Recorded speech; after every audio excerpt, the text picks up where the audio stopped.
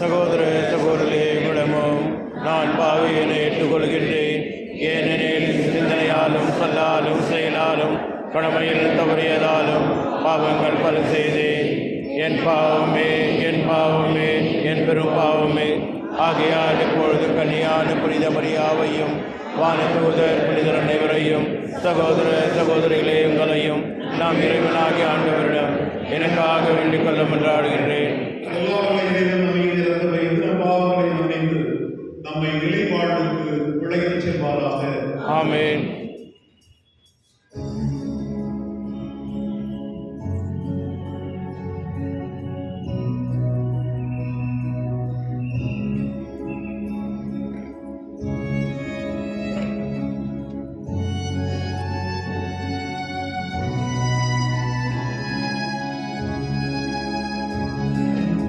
ஆண்டவரே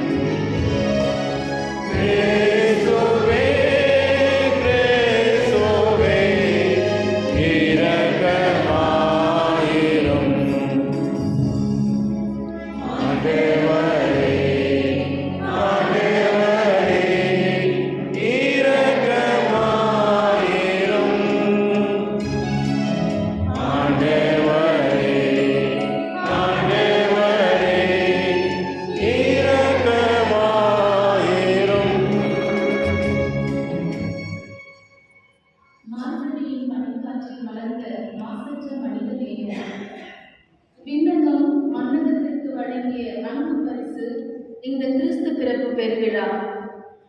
2000 ஆண்டுகளுக்கு முன்பு கன்னி மரியாளின் திருவயிற்றில் மனுவுரு எடுத்த அதே இறைவன் இன்றும் நம்மிடையே அன்பை பொழியவும் இறையரசை நிறுவவும் எளிய பாலனாக நம்மோடு தங்கி இருக்க வருகிறார்.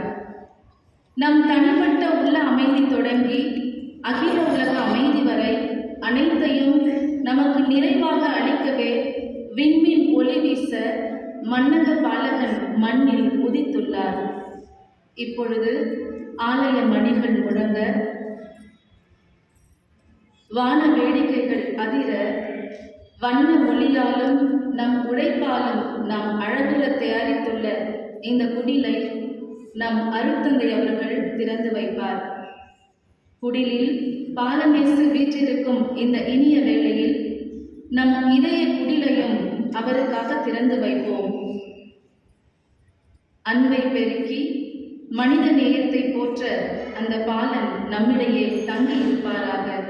வாருங்கள், வானதூதர்களோடு இணைந்து உன்னதங்களிலே இறைவனுக்கு மகிமை உண்டாகுக என்று விண்ணதிர ஆர்ப்பரித்து பாடி மகிழ்ச்சியுடன் இத்திருப்பலியை தொடர்வோம்.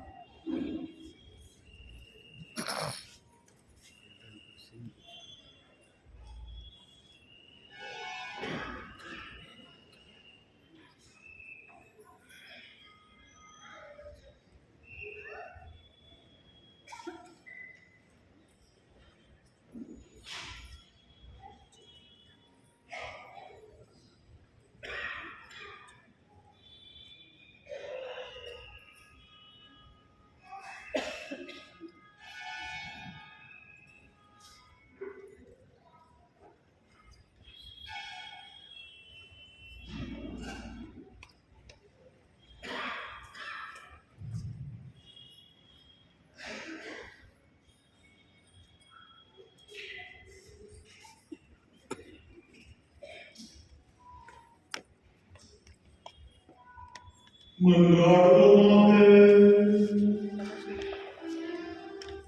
இறைவா, உம்மையின் ஒளியின் சுடராக புனிதமிக்க இரவை ஒளிரச் செய்தீரே. அதனால் இம்மண்டலத்தில் அவரது ஒளியின் மறை நிகழ்வுகளை அறிந்திருக்கும் நாங்கள் பெண்ணகத்தில் அவரது மகிழ்ச்சியை அனுபவிக்க அருள்வீராக. உம்மோடு யாவியாரின் குறிப்பு இறைவனாய் என்றென்றும் வாழ்ந்து ஆட்சி செய்கின்ற ஒளியால் உம்மை மன்றாடுகின்றோம்.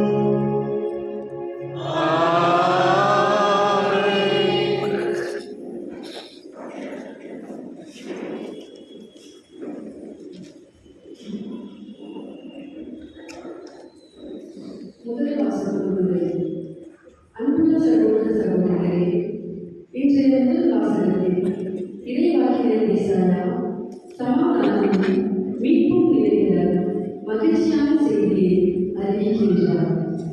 நற்செய்தியை அறிவிப்பவர்களின் அழகிய பாதங்களை புகழ்ந்து உங்கள் இறைவன் ஆட்சி செய்கின்றார் என்று உறுதியாக அறிவிக்கிறார். இறைவன் தம் மக்களை ஆறுதல் அளித்து மீண்டுள்ளார் என்றும் தம் மீட்பு சக்தியை எல்லா மக்களுக்கும் வெளிப்படுத்தியுள்ளார் என்றும் இந்த வாசகம் நமக்கு நினைவூட்டுகின்றது. இந்த இறைவார்த்தையை நம்பிக்கையுடனும் மகிழ்ச்சியுடனும் செவிகொடுத்து கேட்போம்.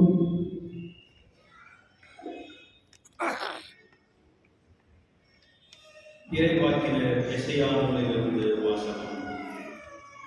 காரில் நடந்து வந்த மக்கள் பேரொளியை கண்டார்கள். சாவின் இருசூழ் நாட்டில் குடியிருப்போர் மேல் சுடர்வழி உதிர்ந்துள்ளது. ஆண்டவரே, அந்த இனத்தாரை பலக பெருக செய்தீர். அவர்கள் ஆட்சியை விகுதிப்படுத்தினீர். அறுவடை நாளில் மகிழ்ச்சியுவது போல் உம் திருமுன் அவர்கள் அகமகிழ்கிறார்கள். கொள்ளை பொருட்களை பங்கிடும் போது அக்களிப்பது போல் களி கூறுகிறார்கள். மிதியான் நாட்டுக்கு செய்தது போல அவர்களுக்கு சுமையாக இருந்த நுகத்தை நீர் உடைத்தெறிந்தீர். அவர்கள் தோலை புண்ணாக்கிய தடியை தகர்த்து போட்டீர். அவர்களை ஒடுக்குவோரின் கொடுங்கோலை ஒடித்தெறிந்தீர். ஏனெனில் ஒரு குழந்தை நமக்கு பிறந்துள்ளார், ஓர் ஆண் மகவு நமக்கு தரப்பட்டுள்ளார். ஆட்சி பொறுப்பு அவர் தோள் மேல் இருக்கும். அவர் பெயரோ வியத்தகு ஆலோசகர், வலிமை மிகு இறைவன், என்றும் உள்ள தந்தை, அமைதியின் அரசர் என்று அழைக்கப்படும். அவரது ஆட்சியின் உயர்வுக்கும் அமைதி நிலவும். அவரது அரசின் வளர்ச்சிக்கும் முடிவு இராது.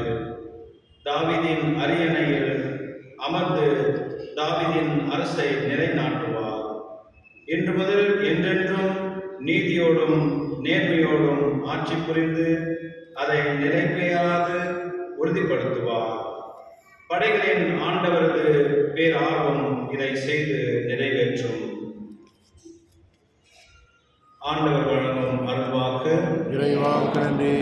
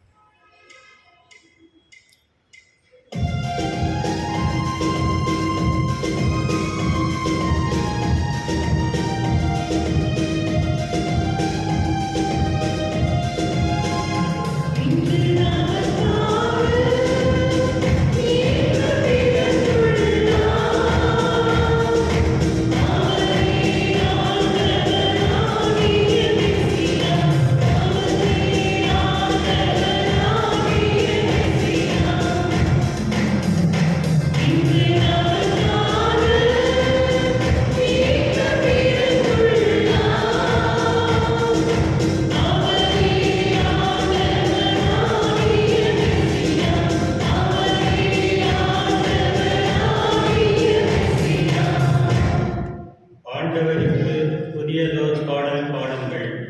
உலகெங்கும் வாழ்வோரே, ஆண்டவரை போற்றி பாடுங்கள். ஆண்டவரை போற்றி பாடுங்கள். அவர் பெயரை வாழ்த்துங்கள். அவர் தரும் மீட்பை நாள்தோறும் அறிவீர்கள். பிறனத்தாருக்கு அவரது மாட்சியை எடுத்துரைங்கள். அனைத்து மக்களினங்களுக்கும் அவர் தம் வியத்தகு செயல்களை அறிவியுங்கள். பல்லவி.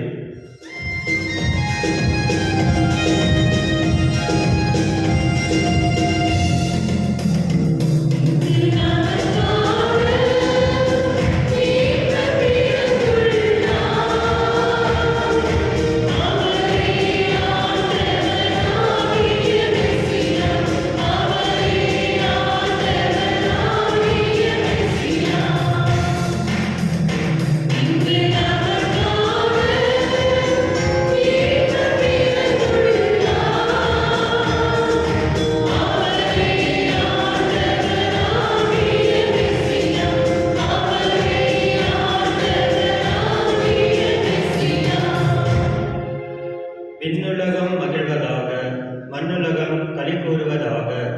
கடலும் அதில் நிறைந்துள்ள நவும் முழங்கட்டும். வயல்வெளியும் அதில் உள்ள அனைத்தும் களி கூறட்டும். அப்பொழுது காட்டில் உள்ள அனைத்து மரங்களும் அவர் திருமுன் களிப்புடன் பாடும். பல்லவி.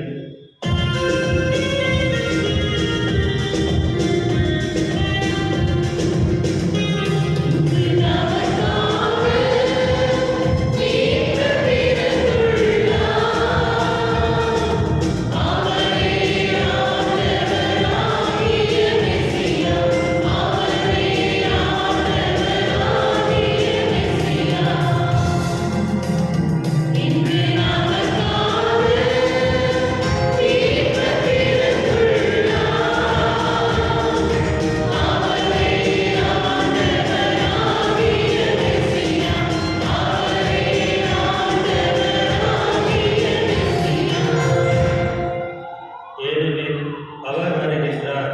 மன்னர்களுக்கு நீதி தீர்ப்பு வழங்க வருகிறார். நில உலகை நீதியுடனும் மக்களினங்களை உண்மையுடனும் அவர் தீர்ப்பிடுவார். பல்லவி.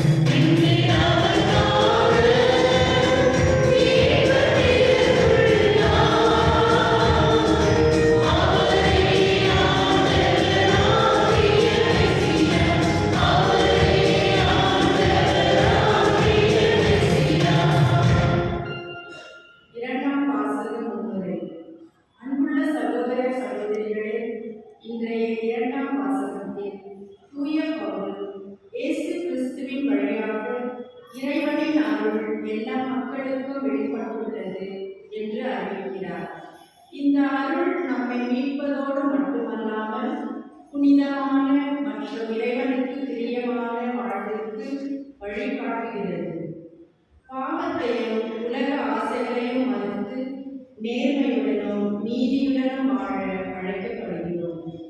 நம் மகத்தான இறைவனும் மீட்பருமான இயேசு கிறிஸ்துவின் மகிமையான வருகையை நம்பிக்கையுடன் எதிர்பார்க்கும் இந்த அழைப்பை ஏற்றுக்கொண்டு இப்போது இறைவார்த்தைக்கு செவி கொடுப்போம். திருத்தூதர் பவுல் தீத்துவுக்கு எழுதிய திருமுகத்தில் இருந்து வாசகம்.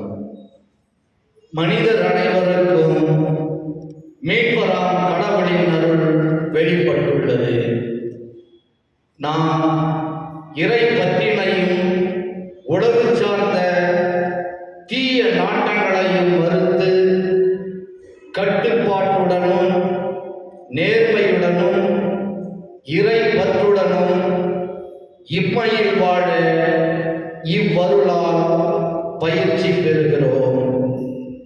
மகிழ்ச்சியோடு எதிர்நோக்கி இருப்பதை நிறைவேறும் என காத்திருக்கிறோம். நம் பெருமை மிக்க கடவுளும் மீட்பருமாகிய இயேசு கிறிஸ்துவின் மாட்சி வெளிப்பட போகிறது. அவர் நம்மை எல்லா நெறி கேடுகளிலிருந்தும் மீட்டு நற்செயல்களில் ஆர்வமுள்ள தமக்குரிய மக்களாக தூய்மைப்படுத்த தம்மையே ஒப்படைத்தார். ஆண்டவர் வழங்கும் அருள் வாக்கு. இறைவாக்கு நன்றி.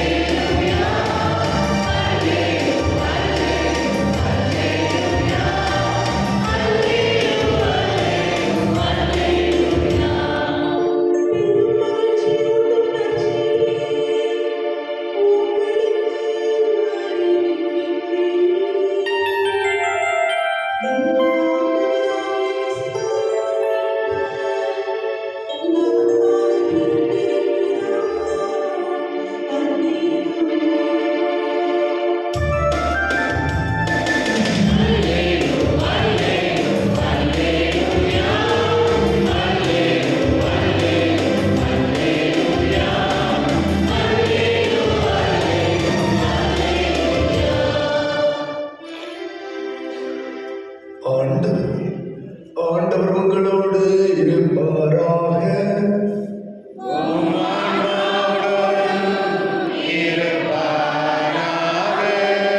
மத்தேயு எழுதிய தூய நற்செய்தியிலிருந்து வாசகம்.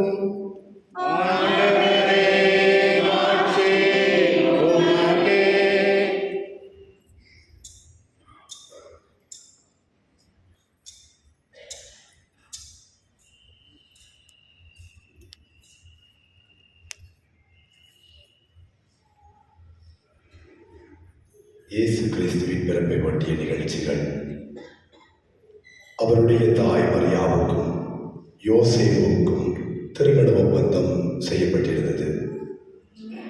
அவர்கள் கூடி வாழும் முன் மரியா கருவுற்றிருந்தது தெரிய வந்தது.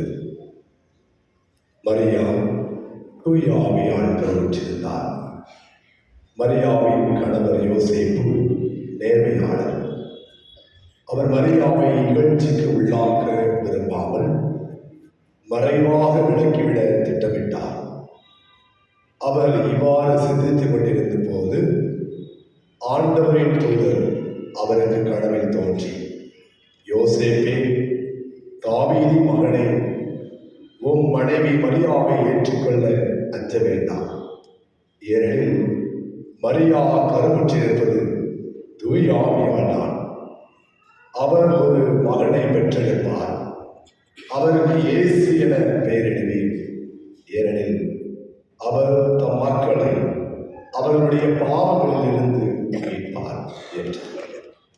இதோ கன்னி கருவுற்று ஒரு ஆண் மகனை பெற்றெடுப்பார். அக்குழந்தைக்கு இம்மானுவேல் என பெயரிடுவர் என்று இறைவாக்கியர் வாயிலாக ஆண்டவர் உரைத்தது நிறைவேறவே யாவும் நிகழ்ந்தன. இம்மானுவேல் என்றால் கடவுள் நம்முடன் இருக்கின்றார் என்பது பொருள். யோசேப்பு தூக்கத்திலிருந்து விழித்தெழுந்து ஆண்டவரின் தூதர் தமக்கு பணித்தவாறே தம் மனைவியை ஏற்றுக்கொண்டார். மரியா தம் மகனை பெற்றெடுக்கும் வரை யோசேப்பு அவரோடு கூடி வாழவில்லை. யோசேப்பு அம்மகனுக்கு இயேசு என்று பெயரிட்டார். ஆண்டவரின் அருள்வாக்கு. இயேசுவே, உமக்கு புகழ்.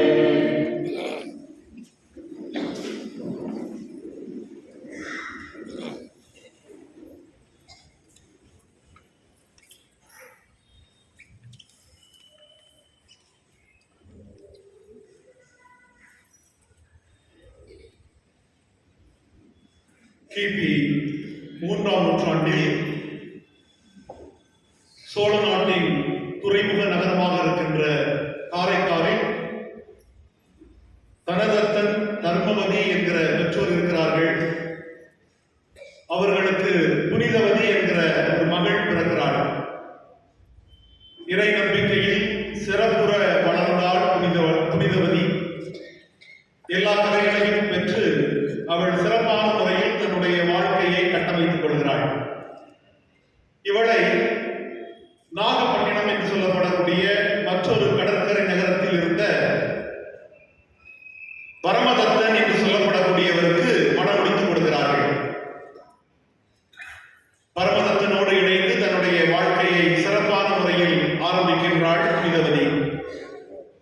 நாட்கள் செல்கிறது. ஒரு நாள் பரமதத்தன் தன்னுடைய வணிக கூட்டத்தில் இருக்கும்போது அவனை காண வந்த அடியார் ஒருவர் 2 மாங்கனிகளை கொடுக்கிறார்.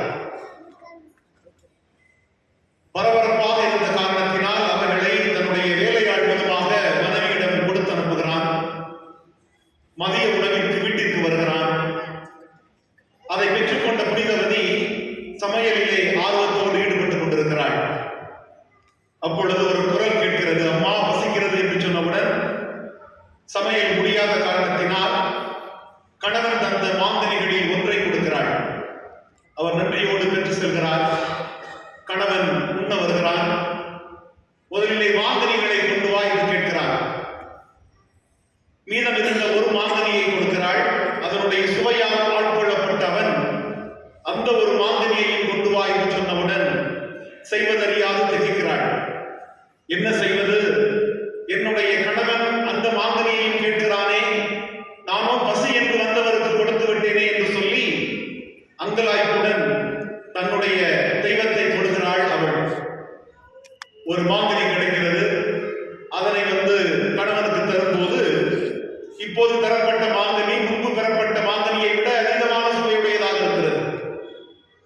அவன் குழப்பத்தில் ஆழ்ந்து போய் எங்கிருந்து பெற்றாய், உண்மையை சொல் என்று கேட்டவுடன் அவள் சுருக்கமாக சொல்லி விடுகிறாள். மீண்டும் ஒரு மாங்கனியை பெற்று தர முடியுமா என்று அவன் அறைகூவல் விடுக்கிறான். பெற்று தர முடியும் என்று சொல்லி மீண்டும் ஒரு மாங்கனியை வரவழைக்கின்றாள். அது மறைத்து போய்விடுகிறது. தன்னுடைய மனைவி ஒரு சாதாரண பெண்மணி அல்ல என்கிற உணர்வு பெருக்குடன் பரமதத்தன் மதுரை மாநகருக்கு சென்று வேறொரு பெண்ணை மணமுடித்து தனக்கு பிறந்த பெண் பிள்ளைக்கு தன்னுடைய முதல் மனைவியினுடைய பெயரை வைக்கிறார், புனிதவதி என்று. ஒரு நாள் தன்னுடைய முதல் மனைவியை காண வருகிறான். வந்தவன் இவளுடைய காலில் விழுந்து ஆசி பெற்றுக் கொள்கிறான்.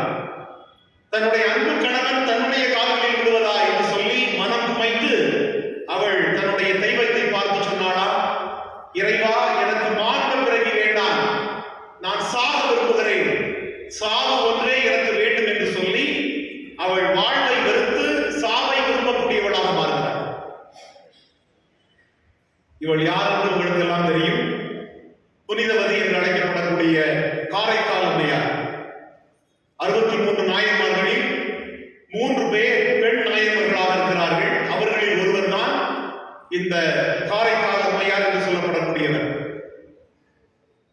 வைணவத்திலே தொண்டரடி கொடி ஆழ்வார் என்கிற ஒரு அடியார் உண்டு. தாசியினுடைய வீட்டிற்கு சென்று தன்னை பாழ்படுத்திய காரணத்தினால் ஆலயத்திற்கு வரக்கூடிய அடியவர்களின் பாத பொடிகளை கரைத்து குடித்ததனால் தொண்டர் அடிப்பொடி ஆழ்வார் என்று அழைக்கப்பட்டார். இவர் சொன்னார், மனிதனுக்கு 100 ஆண்டுகள் ஆயுள் என்று வேதங்கள் சொல்லுகிறது. இந்த 100 ஆண்டுகளிலே 50 ஆண்டுகள் தூக்கத்திலும் உண்பதிலும் பேசுவதிலும் கழிப்பதிலும் கழித்து விடுகிறது. பல ஆண்டுகள் நோயில் கழித்து விடுகிறது. எத்தனை ஆண்டுகளை நான் உயிரோட்டமான முறையில் வாழ்ந்து கொண்டிருக்கிறேன். ஆகவே எனக்கு பிறப்பு வேண்டாம், சாவு ஒன்றுதான் வேண்டும் என்று சொல்லி இவரும் சாவை விரும்பக்கூடியவராக இருக்கிறார். எனது இறைவனும் எனக்காக மனிதனாக மாறி இருக்கக்கூடியவனுமான நாசரேத்து இயேசுவில் மிகவும் பிரியமான சகோதரிகளே, சகோதரர்களே, அன்பார்ந்த குழந்தைகளே, உங்கள் அனைவருக்கும் மீண்டும் ஒரு முறை அருள் தந்தையர்கள் சார்பாக கிறிஸ்து பிறப்பு நல்வாழ்த்துக்களை தெரிவித்துக் கொள்கிறேன். நீங்கள் அனைவரும் இயேசு கிறிஸ்துவில் நிறைந்து வாழ உங்களை அன்போடு வாழ்த்துகிறேன். உங்களுக்கெல்லாம் சற்று ஆச்சரியமாக இருக்கும். எதற்காக இந்த அருட்பணியாளர் எடுத்த உடனே சாவை பற்றி பேச வேண்டும், வாழ்வின் ஒளியை பற்றி பேச வேண்டும் அல்லவா? மகிழ்ச்சியான இந்த தருணத்திலே இவர் எதற்கு சாவை குறியீடாக கொள்ள வேண்டும் என்கிற ஒரு விதமான அங்கலாய்ப்பு உங்களில் அசைவாடி கொண்டிருப்பதை நான் காண்கின்றேன். கிறிஸ்துவில் பிரியமானவர்களே, இதுதான் நிதர்சனமான உண்மை. எதற்காக மாற்று சமயத்திலிருந்து ஒரு சில ஆட்களை இவர் எடுத்தாள வேண்டும் என்கிற ஒரு சில கேள்விகளும் உங்களை அழைத்துக் கொண்டிருக்கலாம். 1965ஆம் ஆண்டு திருத்தந்தை 23ஆம் யோவானால் ஆரம்பிக்கப்பட்ட வத்திக்கான் பொதுச்சங்கத்திலே நோஸ்ட்ரா ஈதாத்தே என்று சொல்லப்படக்கூடிய ஒரு கொள்கை திரட்டு இருக்கிறது. நமது காலத்தில் என்பது அதனுடைய தமிழ் பெயர், இன் அவர் டைம்ஸ். அதிலே சொல்லப்பட்டிருக்கிறது, ஒவ்வொரு சமயத்திலும் உண்மையினுடைய ஒளி வீச்சு இருக்கிறது. அது எந்த சமயமாக இருக்கலாம், அங்கும் உண்மை இருக்கிறது. ஆகவே மாற்றான் தோட்டத்து மல்லிகைக்கு மனம் உண்டு என்கிற நம்பிக்கையில் பிற சமயத்தில் உள்ள நல்ல கருத்துக்களை நமதாக்கிக் கொள்ள நாம் ஒரு நாளும் தயங்கக்கூடாது என்று நமக்கு 2ஆம் வத்திக்கான் சங்கம் அழைப்பு விடுக்கின்றது. ஆகவே நான் 2 சமயங்களில் இருந்தும் நான் உங்களுக்கு ஒரு சில ஆட்களை எடுத்து சொன்னேன். இந்த வாழ்வை வெறுக்கக்கூடிய, சாவை விரும்பக்கூடிய இந்த எதிர்மறை சிந்தனைகள் ஏதோ மாற்று சமயத்தில் உள்ள மக்களுக்கு மட்டுமல்ல, நம்முடைய வரையிலும் அதிகமாக காணப்படுகிறது. முதல் ஏற்பாடு என்று சொல்லப்படக்கூடிய பழைய ஏற்பாட்டை நீங்கள் படித்து பார்த்தால் நான் சொல்லக்கூடிய கருத்துக்கள் உங்களுக்கு தெளிவாக புரியும். ரொம்ப நீளமான பிரசங்கம் வைக்காதீங்கன்னு ஒரு சில ஆட்களுடைய மைண்ட் வாய்ஸ் கேட்குது. வேற வழியே இல்லை, நீங்க கேட்டுதான் ஆகணும். சும்மா பிராசனம் போட்டுட்டு பூச வச்சுட்டு போறது தான் வரல. கிட்டத்தட்ட 8 மணி நேரம் பயணம் செஞ்சு திண்டுக்கல்ல இருந்து வந்திருக்கிறேன். நிறைய வேலைகள் இருந்தாலும் கூட உங்களை வச்சு செய்யணும்னு நான் முடிவு பண்ணிக்கிறேன். அதனால ரொம்ப நீங்க கவனமா கேட்டுதான் ஆகணும், வேற வழியே இல்லை. அருமையானவர்களே, பழைய ஏற்பாட்டுல எத்தனை மனிதர்கள் இருக்கிறார்கள். நான் ஒரு சிலரை மட்டும் சொல்லணும்னு ஆசைப்படுறேன். அவருடைய பேரை சொல்ல மாட்டேன். அற்புதமான ஒரு மனிதர். அசிரியர்களின் நகராக இருக்கக்கூடிய நினிவே மாநகரத்திற்கு இவர் நாடு கடத்தப்பட்டவர். மோசே வழியாக இறைவர் கொடுத்த அனைத்து கட்டளைகளையும் கண்ணும் கருத்துமாக இவர் பின்பற்றியவர். இவருடைய ஒரு பணி என்ன தெரியுமா? இறந்து போனவர்களை அடக்கம் செய்வது. சனாகிரிப்பு என்று சொல்லப்படக்கூடிய இந்த அசிரிய மன்னன் கொன்று போட்ட யூத மக்களை எல்லாம் அடக்கம் செய்யக்கூடியவராக இருக்கிறார். அரசனுடைய கட்டளை என்ன தெரியுமா? கொலை செய்யப்பட்டு கிடக்கக்கூடிய யூதர்கள் அடக்கம் செய்யவும் அடக்கம் செய்யப்படவும் தகுதியற்றவர்கள். அவர்கள் அவ்வாறே குழுத்து நாட வேண்டும் என்பது அரசுடைய கட்டளை. அரச கட்டளை எல்லாம் மீறி இவர் அடக்கம் செய்கிறார். ஒரு நாள் அடக்கம் செய்துவிட்டு தன்னுடைய வீட்டினுடைய தாழ்வார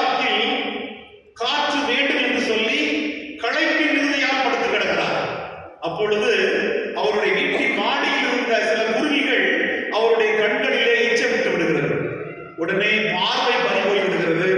அவர் சொல்லுகிறார், இறைவா, நான் நல்லதுதானே செய்தேன், எதற்கு ஏன் இந்த சோதனை?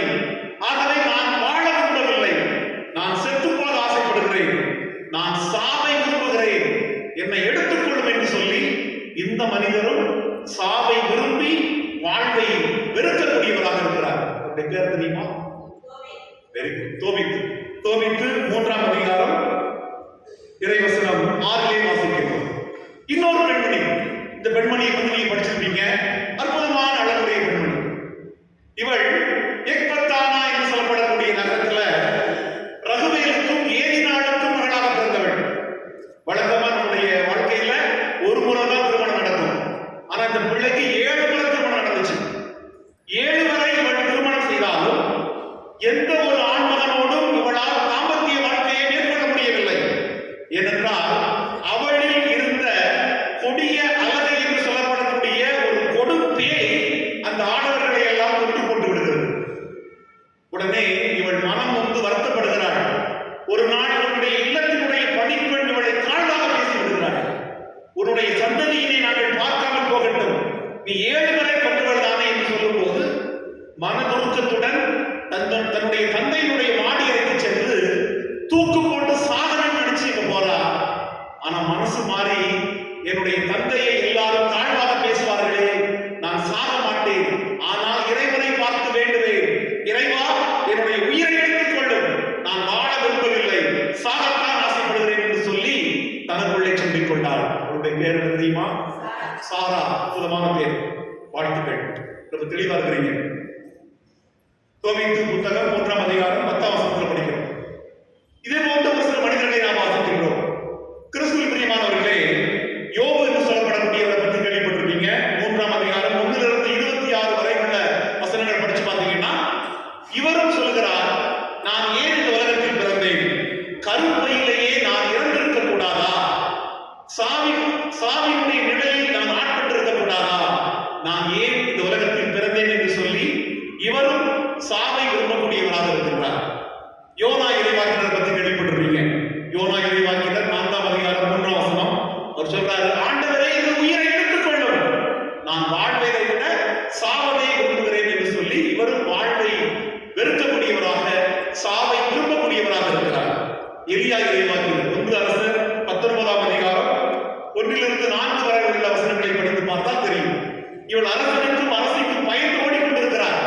ஒரு நாள் சூறை செடியின் அடியிலே படுத்துறங்கும் போது அவர் சொன்னார், ஆண்டவரே, நான் வாழ்வதிலும் சாவதுமே, நான் எனது மூதாதையரை விட சிறந்தவன் அல்ல, என்னுடைய உயிரை எடுத்துக் கொள்ளும் என்று சொல்லி இவரும் வாழ்வை வெறுத்து சாவை அரவணைக்கக்கூடியவராக இருக்கின்றார்.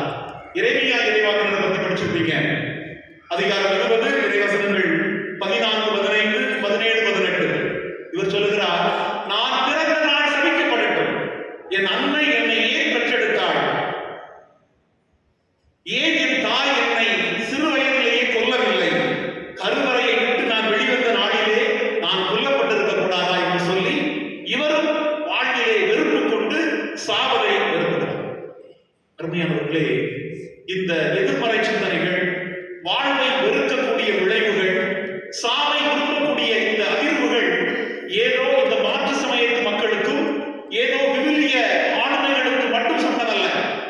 நம்முடைய வாழ்க்கையை சற்று கூர்ந்து பார்த்தோமானால் நமக்கும் இத்தகைய நிதர்சனமான உணர்வுகள் அடிக்கடி வந்து போகின்றன. நம்முடைய வாழ்க்கையில நமக்கு தற்கொலை எண்ணங்கள் எல்லாம் வந்திருக்கும். நான் ஏன் இந்த உலகத்தில் பிறந்தேன்? என்னுடைய வாழ்க்கையை மட்டும் ஏன் இந்த சோதனைகள் என்று சொல்லி நாமும் இறைவனை பார்த்து சொல்லுகிறோம், ஆண்டவராகிய இயேசுவே, உமக்கு கண் இல்லையா, காது இல்லையா என்று சொல்லி ஆண்டவரை பார்த்து நாமும் முறையீடு செய்து, நான் ஏன் இந்த உலகத்தில் இருக்கிறேன், நான் செத்து போக ஆசைப்படுகிறேன் என்று சொல்லி இறைவனை பார்த்து முறையீடு செய்யக்கூடிய நிலையிலே நாமும் தள்ளப்பட்டிருக்கின்றோம். இந்த எதிர்மறை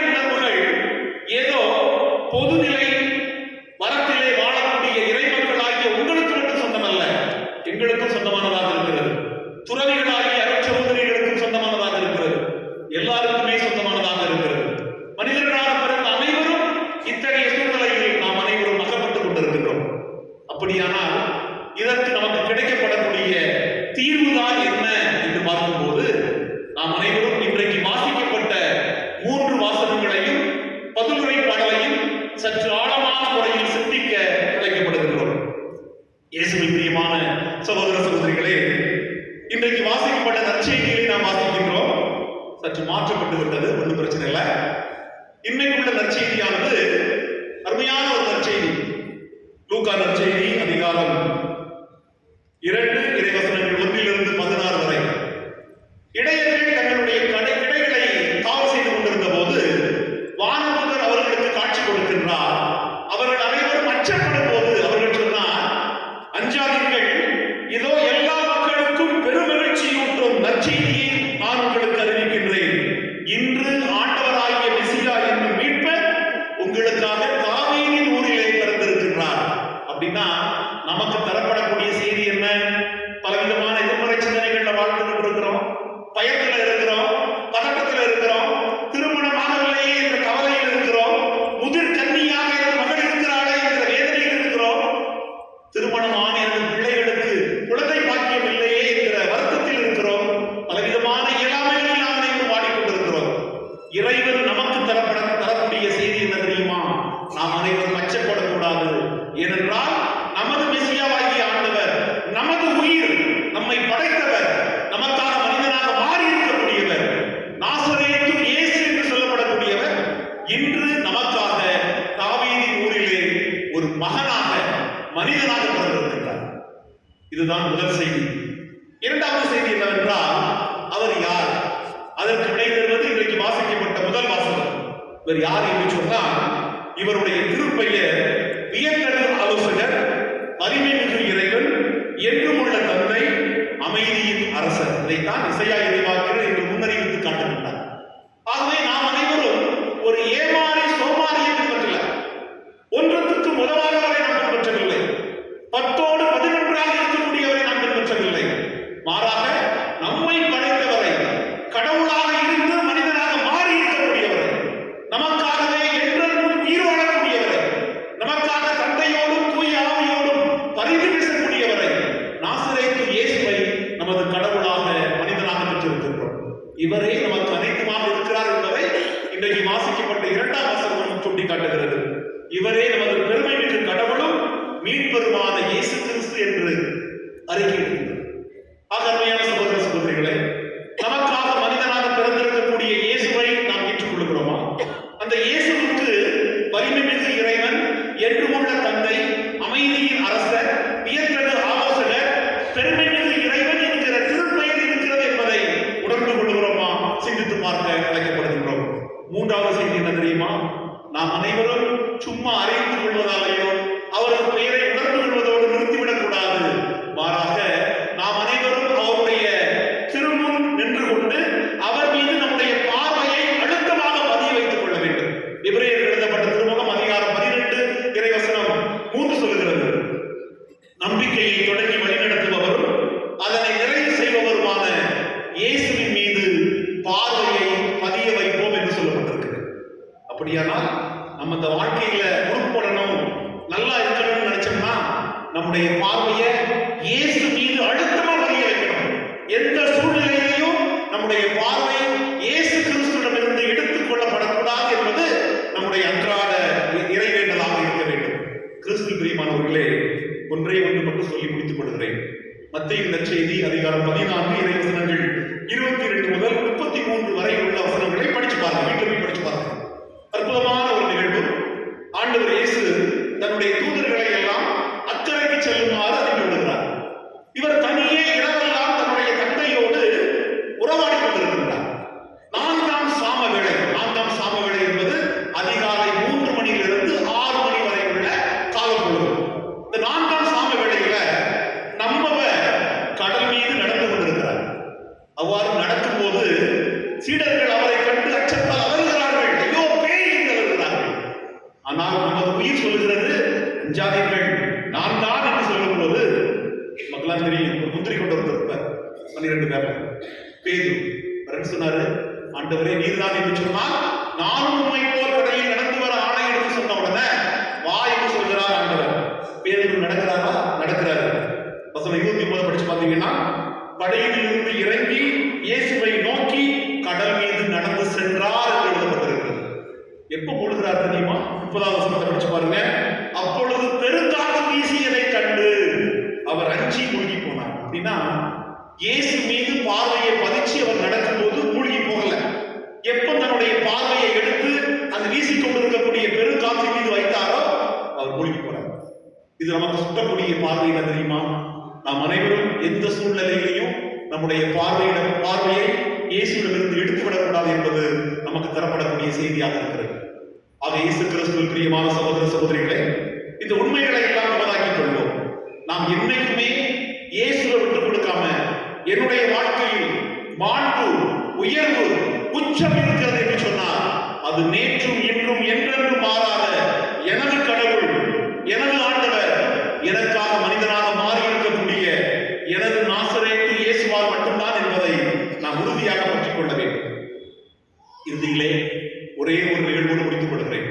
அருமையானவர்களே, தமிழ்ல ஒரு படம் உண்டு, காக்க காக்க அப்படின்னு ஒரு படம். நீங்கள பார்த்துருப்பீங்க. இந்த படத்துல அற்புதமான ஒரு நிகழ்ச்சி உண்டு. இந்த கதாநாயகியும் பாண்டிச்சேரிக்கு போவாங்க. பாண்டிச்சேரியில இறங்கின உடனே இந்த கதாநாயகி சொல்வா, இந்த இடத்தை விட ஒரு அற்புதமான இடம் இந்த உலகத்தில் இருக்குமான்னு தெரியாது. அப்படியே ஒண்ணு இருந்தாலும் அதை தெரிந்து கொள்வதில் நான் ஆசைப்படவில்லை என்று சொல்வாள். அதை பார்க்கும்போது எனக்கு வந்த சிந்தனை என்ன தெரியுமா? இயேசுவோடு நாம் உறவாடி கொண்டிருக்கிறோம். இயேசுவை நமது தனிப்பெரும் கடவுளாக ஏற்றுக்கொண்டிருக்கிறோம். இயேசுவை நமது பாசமான மீட்பராக ஏற்றுக்கொண்டிருக்கிறோம். அப்பொழுது நாம் சொல்ல வேண்டும், இயேசு கிறிஸ்துவை விட ஒரு வலிமையான கடவுள் இருப்பாரான்னு தெரியாது. அப்படியே ஒருவனோ இருந்தாலும் எனக்கு அவளையோ அவனையோ தெரிந்து கொள்வதில் எந்த விருப்பமும் இல்லை. ஏனென்றால் இயேசு கிறிஸ்து எனக்கு போதுமானவராக இருக்கிறார். அருமையான சகோதர சகோதரிகளே, நமக்கு போதுமானவராக இருக்கின்ற, நமக்காக மனிதராக பிறந்திருக்கின்ற இந்த இயேசுவே நமக்கு அனைத்துமானவராக இருக்கட்டும். நமது வாழ்க்கையில் எல்லா நலன்களையும், அமைதியை, ஆனந்தத்தை, அருளை நிறைவாக தர தந்தையாம் கடவுளும் தூய ஆவியாம் இறைவனும் தொடர்ந்து நம் மீது பரிவு கொள்ளட்டும். அதற்கு வேண்டிய அருளை நமது தாய் மரியாளும் அன்னை மரியாவும் தந்தை சூசையப்பரும் தொடர்ந்து இறைவேண்டல் செய்யட்டும் என்று சொல்லி தொடர்ந்து இந்த திருப்பலியிலே பங்கெடுக்க உங்களை அன்போடு அழைக்கின்றேன். ஆமென்.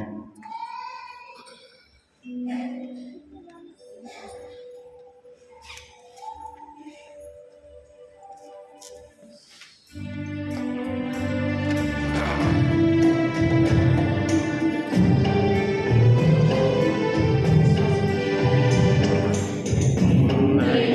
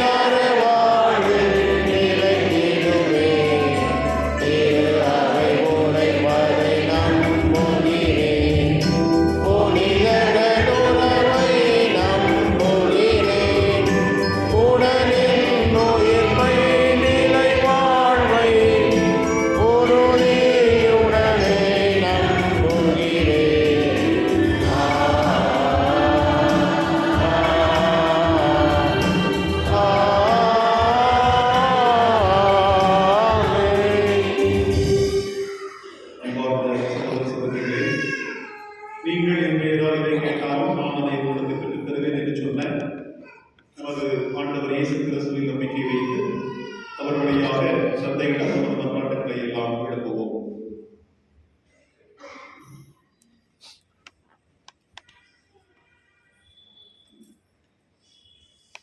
எங்கள் பதில் ஆண்டவரே எங்கள் மன்றாட்டை கேட்டருளும். திரு அவையை வழிநடத்தும் திருத்தந்தை 14ஆம் லீயோ ஆயர்கள், குருக்கள், கன்னியர்கள் மற்றும் பொதுநிலையினருக்காக மன்றாடுகின்றோம். கிறிஸ்து பிறப்பின் பெருவிழாவின் வெளிப்பாடாகிய மகிழ்ச்சி, அன்பு மற்றும் சமாதானம் ஆகியவற்றை உலக மக்கள் அனைவர் மத்தியில் நிலைக்க உழைக்கும் ஆற்றலை பெற வேண்டும். இறைவா உம்மை மன்றாடுகின்றோம். உன்னதத்தில் கடவுளுக்கும் ஆட்சி, உலகில் நல்மனதோர்க்கு அமைதி என வாழ்த்துரை அடைய பாடலுக்கேற்ப போர், அமைதியின்மை, வன்முறைகள் நிறைந்த உலகில் நிலையான அமைதியை அளித்திட வேண்டி இறைவா உம்மை மன்றாடுகிறோம். ஏழைகள், ஒதுக்கப்பட்டோர் மற்றும் ஆதாரற்றோர் ஆகியோருக்காக மன்றாடுகிறோம். பிறந்திருக்கும் பாலன் இயேசு இவர்களுக்கு நம்பிக்கையின் ஒளியாகவும் துன்பத்திலிருந்து விடுதலை தரும் அருசுடராகவும் விளங்கிட இறைவா உம்மை மன்றாடுகிறோம். எங்களது குடும்பங்களில் பிணக்குகள் நீங்கி அன்பும் புரிதலும் பாசமும் வெளிப்படவும், உமது அன்பும் சமாதானமும் தழைத்தோங்கவும், கிறிஸ்து பிறப்பு விழாவின் மகிழ்ச்சி அனைவரின் உள்ளத்தில் நிலைத்திருக்கவும் இறைவா உம்மை மன்றாடுகிறோம்.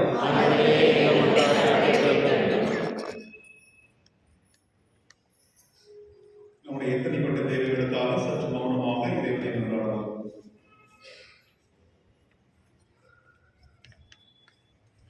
தாயும் தந்தையுமாக இறைவா உம்மை போற்றுகிறோம்.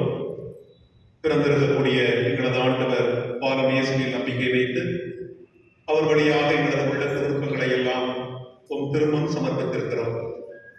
எங்கள் அனைவரையும் ஆசீர்வதியும், தொடர்ந்து எங்களை வழிநடத்தும். நாங்கள் அனைவரும் இயேசு கிறிஸ்துவில் இயைந்து இயேசுவே எங்கள் ஆண்டவர் என்கிற உறுதிப்பாட்டோடு வாழ்ந்து உமக்கு ஏற்புடைய மக்களாய் தொடர்ந்து மாறுவோமாக. இந்த மன்றாட்டுகளை எல்லாம் என்றென்று வாழ்ந்து ஆட்சி செய்கின்ற அவர் வழியாக உம்மை மன்றாடுகிறோம்.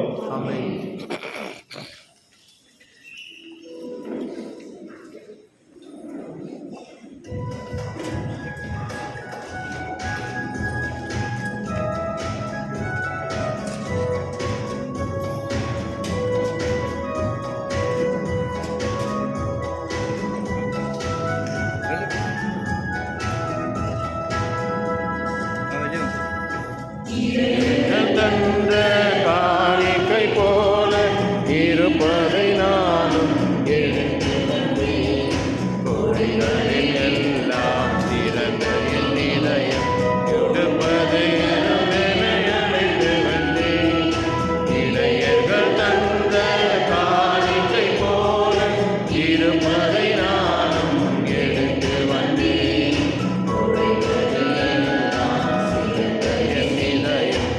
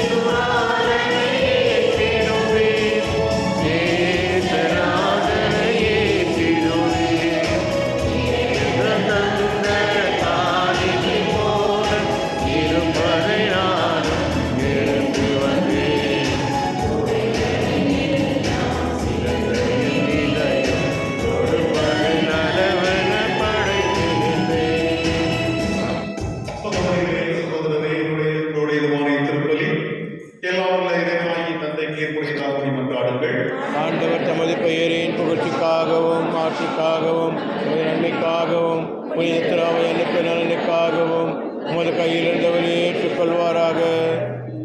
ஆண்டவரே, இன்றைய திருநாளின் காணிக்கை உமக்கு வந்ததாயமைய உம்மை வேண்டுகின்றோம். அதனால் இப்புனிதமிக்க உறவு பரிமாற்றத்தின் வழியாக கிறிஸ்துவின் சாயலில் நாங்கள் காணப்படவும் எங்கள் இயல்பு அவரில் உம்மோடு இணையவும் அருள்வீராக. என்றென்று வாழ்ந்து ஆட்சி செய்கின்ற அவர் வழியாக உம்மை மன்றாடுகின்றோம். ஆமென். ஆண்டவர் உங்களோடு இருப்பாராக. உம் ஆன்மாவோடும் இருப்பாராக. இதயங்களை மேலே எழுப்புங்கள். ஆண்டவரிடம் எழுப்பியுள்ளோம். நாம் இறைவனாகிய ஆண்டவருக்கு நன்றி பாடுவோம். அது தகுதியும் நீதியும் மாறியது.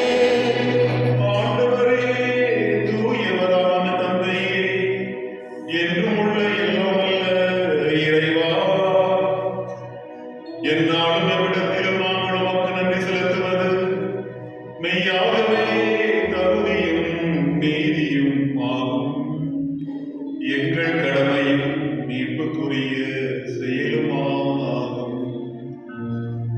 ஏனெனில் வாக்கு மனிதரானார் என்னும் மறைநிகழ்வின் வாயிலாக உமது மாட்சியின் ஒளி எங்கள் மனக்கண்களுக்கு புதிதாய் ஒளி வீசியது. எனவே அவரில் நாங்கள் கடவுளை கண்கூடாய் காண்கின்றோம். அவர் வழியாகவே கண்காணாதவை மீதுள்ள அன்பினால் நாங்கள் ஆட்கொள்ளப்படுகின்றோம். ஆகவே வானதூதர் முதன்மை வானதூதரோடும் அரியணையில் அமர்வோர் தலைமை தாங்குவோரோடும் வான்படைகளின் அணிகள் அனைத்தோடும் சேர்ந்து நாங்கள் உமது மாட்சியை புகழ்ந்து பாடி முடிவின்றி பாடுவதாவது.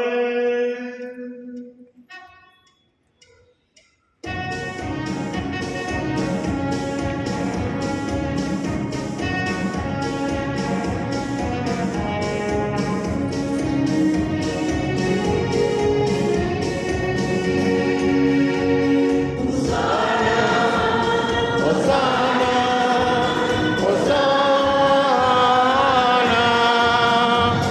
ஹோசானா, ஹோசானா.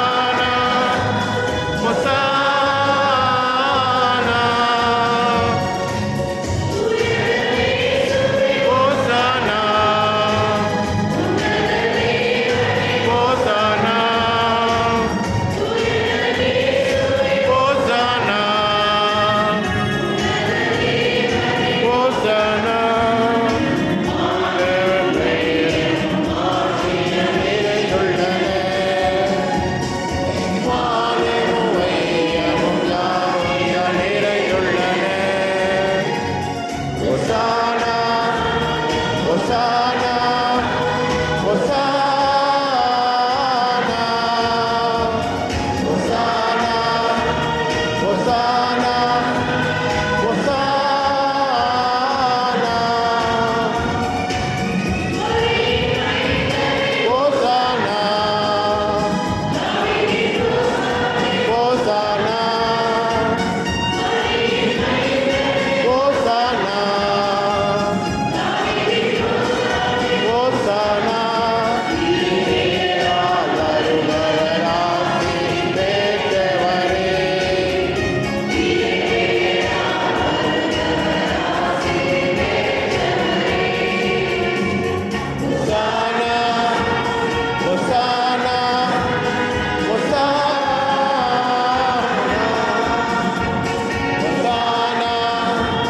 ஹோசானா, ஹோசானா.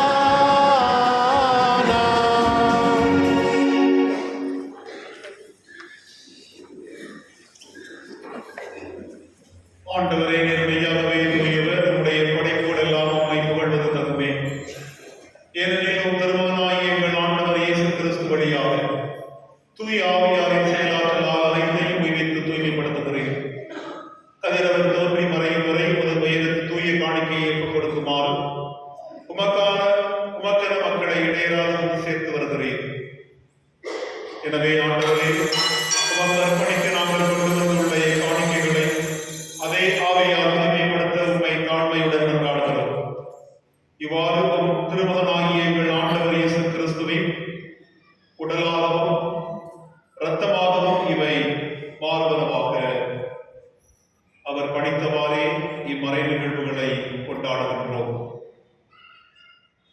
ஏனெனில் அவர் காட்டிக் கொடுக்கப்பட்ட இரவில் அப்பத்தை எடுத்து உமக்கு நன்றி செலுத்தி ஆசி வழங்கி அதை பிட்டு தம் சீடர்களுக்கு அளித்து அவர் கூறியதாவது: அனைவரும் இதிலிருந்து பெற்று கொள்ளுங்கள், ஏனெனில் இது உங்களுக்காக கையளிக்கப்படும் என் உடல்.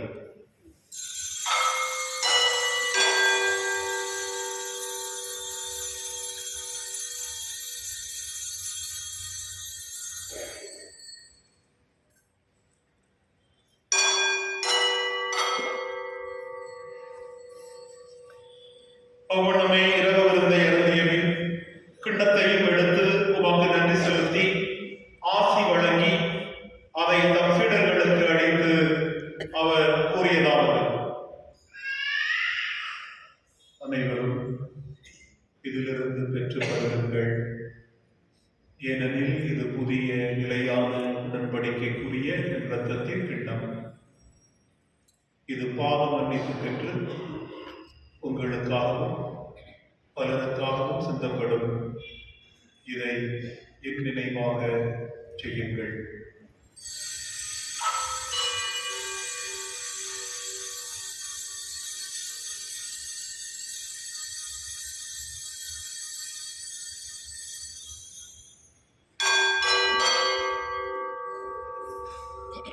நம்பிக்கையின் மறைபொருள்.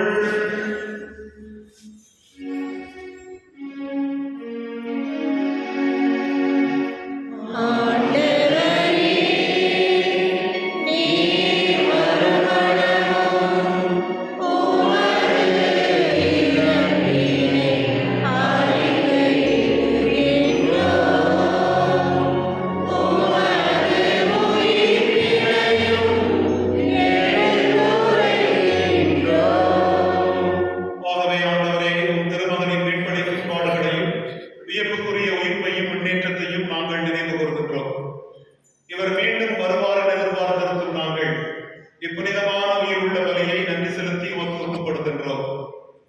உமது திரு அவையின் காணிக்கையை கண்ணோக்கி அருளமை மன்றாடுகிறோம். இப்பலியினால் நீ உளம் தனிய திருவுளமானி. இவ்வாறு உம்முடைய திருமகனின் திருவுடல் திருரத்தால் உள்ளவரும் நாங்கள் அவருடைய தூய ஆவியால் நிரம்ப பெற்று கிறிஸ்துவுக்குள் ஒரே உடலும் ஒரே உள்ளமும் உடையவராக விளங்கச் செய்வீராக.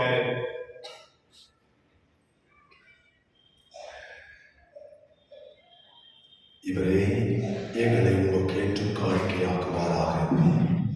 இவ்வாறு உம்மால் தேர்ந்து கொள்ளப்பட்டவர்களோடு முதலாக புனிதமிக்க கண்ணியும் கடவுளின் தாயுமான மரியா, அவருடைய கடவுளான புனித யோசேப்பு, திருத்தூதர்கள், மாட்சிமிகு மறை சாட்சி, மற்ற புனிதர்கள் அனைவரோடு நாங்கள் உரிமை பெற்றுக்கு தகுதியுடையோர் ஆவோமாக. இவர்களின் வேண்டுதலால் நாங்கள் என்றும் உமது உரிமையை பெறுவோம் என உறுதியோடு இருக்கின்றோம்.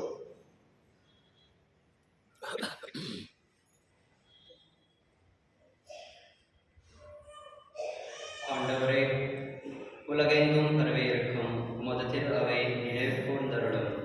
எங்கள் திருத்தந்தை 14 டியோ அவர்களும், எங்கள் ஆயர் பீட்டர், உதவி ஆயர் சதீஷ் மற்றும் சுசைநாதன், எல்லா திருநிலையினர் ஆகிய அனைவரோடும் உமது திரு அவை அன்பில் நினைவு பெற செய்தருளும்.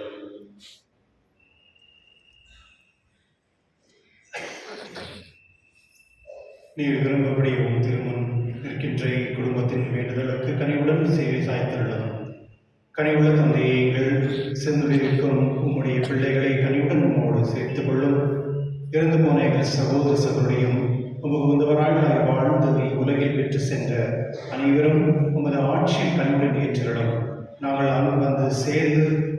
உமது ஆட்சியில் என்றென்றும் மனநிறைவு அடைவோம் என எங்கள் ஆண்டவர் கிறிஸ்து வழியாக எதிர்நோக்கின்ற இவர் வழியாகவே நீர் உங்களுக்கு எல்லா நன்மைகளையும் வழங்குகின்றேன்.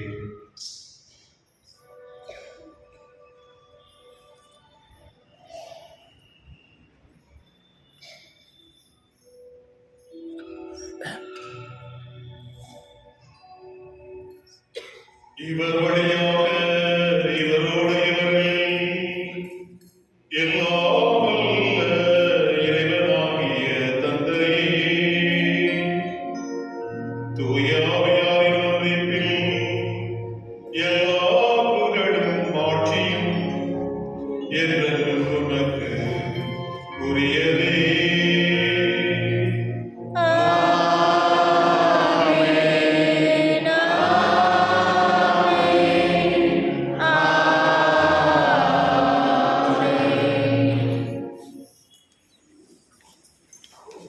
மீட்பரின் கட்டளையால் கற்பிக்கப்பட்டு இறைபடிப்பினையால் வெற்றி பெற்ற நாம் துணிந்து பாடுவோம்.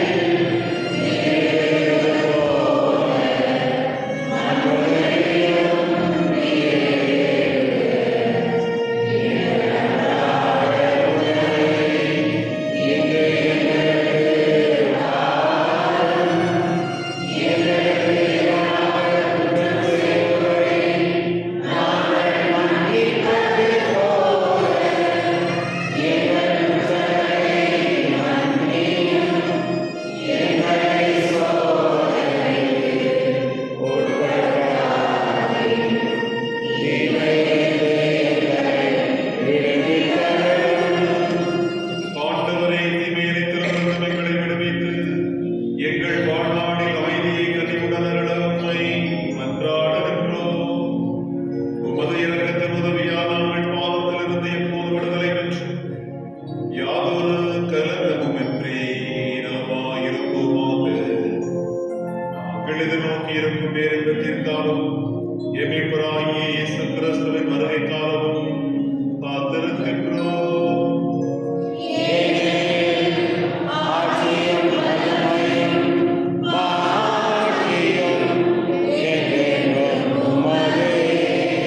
ஆண்டவரே இயேசு கிறிஸ்துவே, அமைதியை உங்களுக்கு விட்டுச் செல்கிறேன், என் அமைதியை உங்களுக்கு அளிக்கிறேன் என்று திருத்தூதர்களுக்கு மொழிந்தீரே.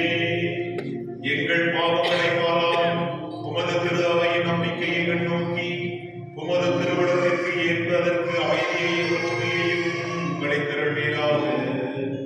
என்றென்று வாழ்ந்து ஆட்சி செய்கின்றவர் நீரே. ஆண்டவருடைய அமைதி என்று உங்களோடு இருப்பதாக.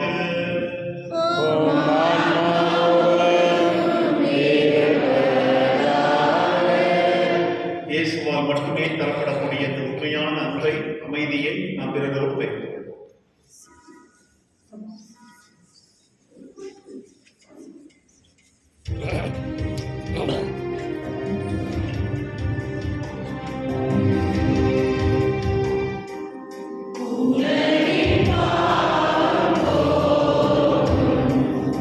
இறைவனின் செம்மறியே,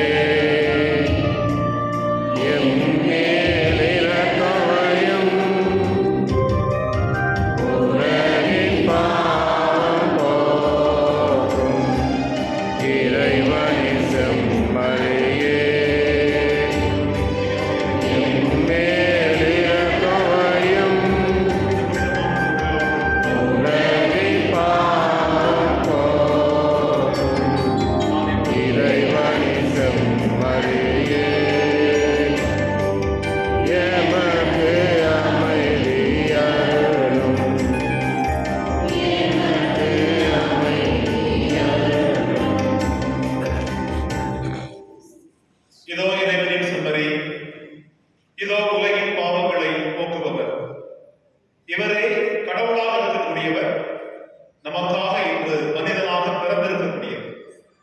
இந்த நல்ல கடவுளின் இந்த மாண்புள்ள மனிதனின் திருப்பெயர் நாசரேத்து இயேசு.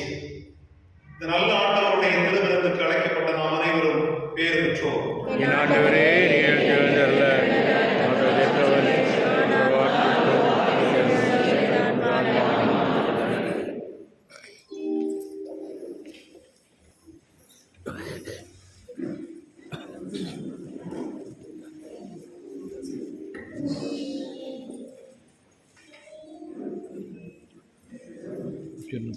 வராது.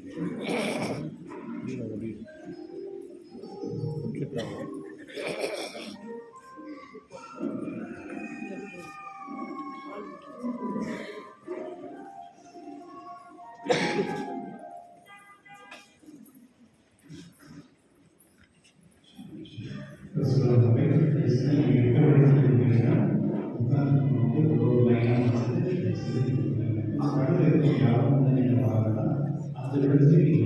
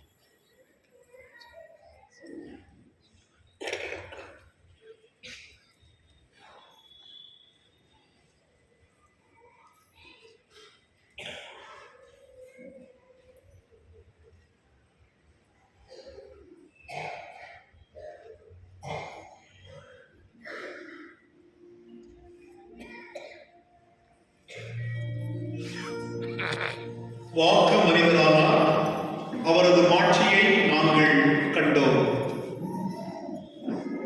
மன்றாடுவோமாக. ஆண்டவரே, எங்கள் இறைவா, எங்கள் மீட்பரின் பிறப்பு விழாவை கொண்டாடுவதில் நாங்கள் மகிழ்ச்சி அடைகின்றோம்.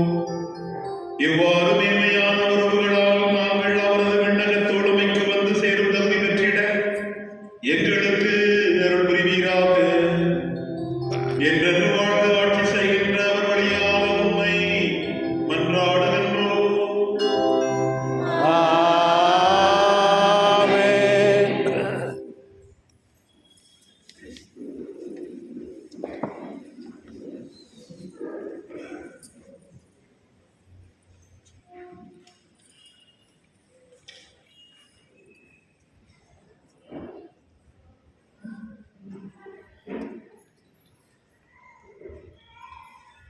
குட் மார்னிங் சொல்லணுமா குட் நைட் சொல்லணுமான்னு எனக்கு கன்ஃபியூஷனாக இருக்குது. எது சொல்லிட்டோம்? குட் மார்னிங் சொல்லணுமா? ஓகே. கிறிஸ்துவனாலே வந்து ஒரு 2 பேருக்கு ரொம்ப க்ளோஸ் ஃப்ரெண்ட்ஸு. ஒருத்தர் வந்து டாக்டர்கிட்ட போய் சொல்கிறாரு, அப்போ நான் ஃபஸ்ட்டு கோவிட் டைமில் வந்து ஃபஸ்ட் ஃபேஸ் வச்சில் ரொம்ப கஷ்டப்பட்டேன், அதனால் எனக்கு ஒரு உதவி செய்ய அப்படின்னு கேட்குறாரு. ஃப்ரெண்டுக்கிட்ட போயிட்டு ஒரு டாக்டர் என்ன வேணும் அப்படின்னாரு. ஒன்றும் இல்லை, எனக்கு கட்டெல்லாம் போட்டு மாவு கட் பண்ணி கொடுத்துரு அப்படின்னாரு.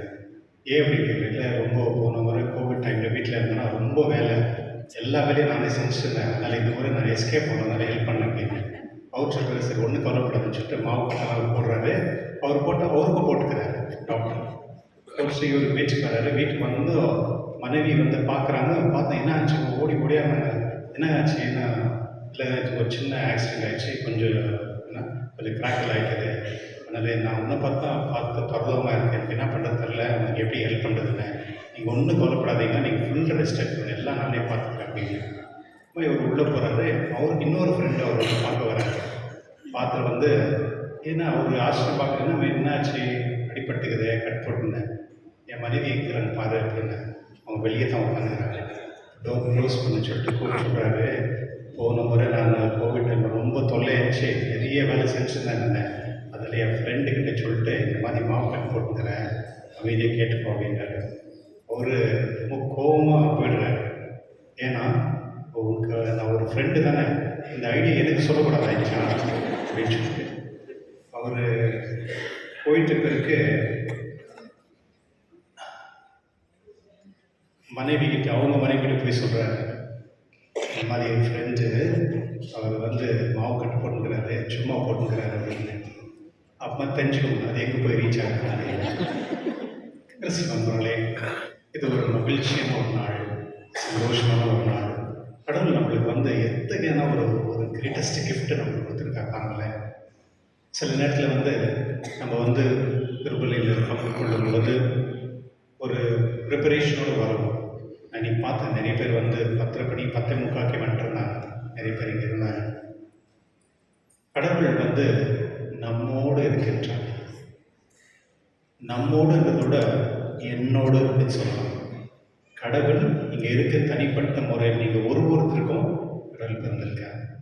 யாரும் இப்படி சொல்லியிருக்காங்க, நம்ம வந்து ரொம்ப ஆடம்பரமாக ரொம்ப டெக்கரேட்டிவாக ஜீஸ் இன்னைக்கு மாஸ் முடிச்சுட்டு நீங்கள் போயிட்டு குடியில் வந்து ஜீஸ் வைக்கிறீங்க இல்லையா, வைக்கிறீங்க தானே. ஜீஸ் அங்கே வச்சுருவாங்க, ஆனால் ஜீஸ் அவங்க கூட இருக்க மாட்டார் அப்படின்னு சொல்லுவாங்க. அது உண்மை என்னன்னு தெரில, சில நேரத்தில் அப்படி இருக்கலாம். கிறிஸ்துவன் நம்மளே இந்த உலகம் பாருங்களேன், எவ்வளோ பிஸியாக இருக்குது. இந்த ரோடு பாருங்கள், எவ்வளோ டிராஃபிக் போய் நம்ம இருக்குது. நிறைய போலீஸ் எல்லாம் இருக்கிறாங்க, ஒர்க் பண்ணிகிட்ருக்காங்க, நிறைய பேர் இருக்கிறாங்க. ஆனால் இந்த திருவிழாவில் மகிழ்ச்சியாக இருப்பதுக்காக கடவுள் நம்மளுக்கு இந்த ஆப்பர்ச்சுனிட்டி கொடுத்து இந்த திருவிழியில் பங்கு கொள்வதற்கு நம்மளுக்கு அந்த ஆசீர்வாதம் கொடுத்துருக்காங்க. அது பெரிய கிஃப்ட். அது இதோடைய கிஃப்ட்டை நம்ம எப்படி புரிஞ்சிக்கவே முடியாது. அந்த மாதிரி ஒரு கிரேட்டஸ்ட் கிஃப்ட் இந்த திருவிழையில் நீங்கள் பங்கு கொண்டதுக்காக உங்களுக்கு நான் ஃபர்ஸ்ட் ஆஃப் ஆல் நான் நன்றி சொல்லிக்கிறேன்.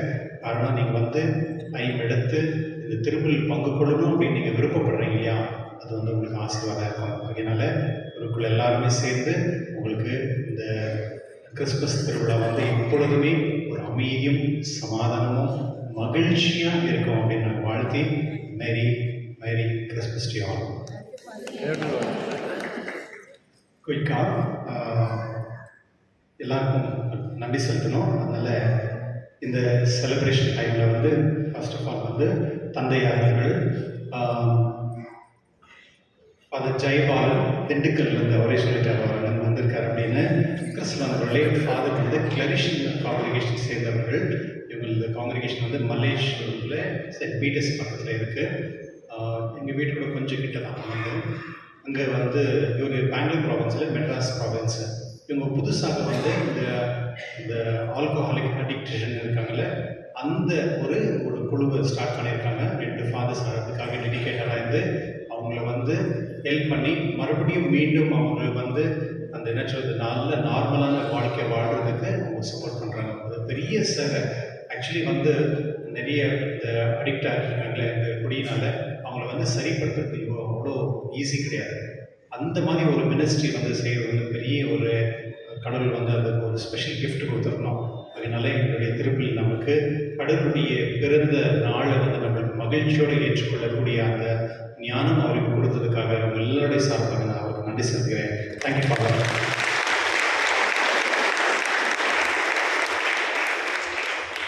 குயிக்கா நம்ம ரிலீஜியஸ் சிஸ்டர்ஸ் நான் பான்செகஸ் ஃபிலோமினாஸ் மற்றும் சிசி நிலையம் இவர் 3 காங்கிரிகேஷன் சிஸ்டர்ஸ் எப்பொழுதுமே நம்மளுக்கு அவைலபிலிட்டியாக இருக்காங்க. அது கம்யூனிட்டி டிஸ்ட்ரிபியூஷன் ஆகட்டும், கேடிசம் ஆகட்டும், எந்த ஒரு விசேஷமானவங்களும் நம்மளோடு இருக்காங்க. உங்கள் எல்லாருடைய சார்பாக அவர்களுக்கு நான் ரொம்ப நன்றி சொல்கிறேன். Thank you sisters. எல்லாருக்கும் சேர்த்து தேங்க்ஸ் பண்ணலாம். லாஸ்ட் நைட்டில் கிளாப் பண்ணிடலாம், இல்லை டயர்ட் ஆகிட்டீங்க. மற்றும் நம்மளுடைய பிரதர்ஸுங்களும் அந்த காங்கிரிகேஷன் வந்து அவங்களுக்கு நன்றி. விசேஷமாக இந்த முறை இந்த பாரிஷ் கவுன்சில் மெம்பர், அப்புறம் ஃபைனான்ஸ் கமிட்டி மற்றும் ஸ்பெஷலி ஸ்மால் கிறிஸ்டியன் கம்யூனிட்டி அன்பியத்துடைய ஆனிமேட்டர்ஸ் அவர்களுக்கு நான் என்னுடைய மனமார்ந்த நன்றி. காரணம் என்ன அப்படின்னா, இந்த முறை வந்து நீங்கள் எப்போதும் பார்த்துருக்கேன் கிறிஸ்மஸ் டைமில் நிறைய பேர் வந்து ரஷ்ஷாக இருப்பாங்க. இந்த முறை ஆல்மோஸ்ட் ஒரு 300-350 பேர் இங்கே வந்திருந்தாங்க நினைக்கிறீங்களா. ஆனால் ஜனங்க வந்து இங்கே நின்றுக்குவாங்க, ரொம்ப சொல்கிறது அந்த க்யூவில் நின்று ஏதாவது கிஃப்ட் எதாவது வாங்கிட்டு போகிறதுக்கு. இந்த முறை பாரிஷ் கவுன்சில் எஸ்சிசி ஆனிமேட்டர்ஸ் நம்ம பாரிஷில் இருக்க அவங்க வீட்டுக்கு போய் நம்ம என்ன சின்னதாக ஏதோ ஒரு கிஃப்ட் கொடுத்தோம், ரேஷன் ஏதோ அதை அவங்க வீட்டில் போயிட்டு அவங்கள வந்து வாழ்த்தி அவங்களை குடிச்சிட்டு வர்றது அது பெரிய ஒரு பெருமை தந்த ஒரு விஷயம். அதுக்காக நான் நம்முடைய பாரிஷ் கவுன்சில் மற்றும் எஸ்சிசி ஆனிமேட்டர் அனைவருக்கும் நான் நன்றி செலுத்துகின்றேன். மற்றும் இந்த ஸ்பெஷலி கன்ஃபெஷனுக்காக நம்முடைய ஃபாதர் பயஸ் மற்றும் ஃபாதர் ஆரிகதாஸ் இவர்களை வந்து வீட்டில் யாரெல்லாம் வந்து சிக்காக இருந்து படுத்துக்கிறாங்க, வீட்டில் வெளியே வர முடியாமல் இருக்காங்களோ அவங்க வீட்டிலே போயிட்டு கன்ஃபெஷன் கேட்டு அங்கேயே கம்யூனியன் கொடுத்துட்டு வந்தாங்க. அவங்களுக்கு நன்றி. மற்றும் நம்ம லீஜன் ஆஃப் மேரி சொல்லவே வேண்டாம். எப்பொழுதுமே சர்ச் கிளீனிங் அப்படின்னு சொன்னால் லீஜன் ஆஃப் மேரி தான். எல்லாமே குடும்பமாக ஒன்றா வந்து ரொம்ப சுத்தமாக க்ளீனாக நம்ம சர்ச்சை அழகுபடுத்தியிருக்காங்க. அதுக்காக அவங்களுக்கு நன்றி.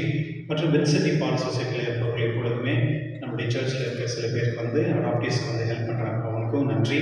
மற்றும் நம்ம women commission ladies of charity அவர்களும் வந்து ரொம்ப சப்போர்ட்டிவாக வேறு விதத்தில் நம்மளுடைய பங்கில் இருக்கவங்களுக்கு நம்ம உதவி செய்கிறாங்க, அவங்களுக்கு நன்றி. மற்றும் விசேஷமாக நம்மளுடைய கோயர் இன்னைக்கு எதிர்த்துல மைக் சிஸ்டம் வந்து கொஞ்சம் ப்ராப்ளம் ஆகிட்டது. ஃபஸ்ட்டு இந்த மாதத்தில் வந்து கொஞ்சம் டிஸ்டர்பன்ஸ் இருக்குது. இந்த பரவாயில்ல எப்படியும் மேனேஜ் பண்ணிட்டாங்க. அதனால் அவங்களுக்கும் என்னுடைய வாழ்த்துக்கள், நன்றி. ரொம்ப மெலோடியஸாக ரொம்ப பயபக்தியோடு இருந்தது. Thank you so much.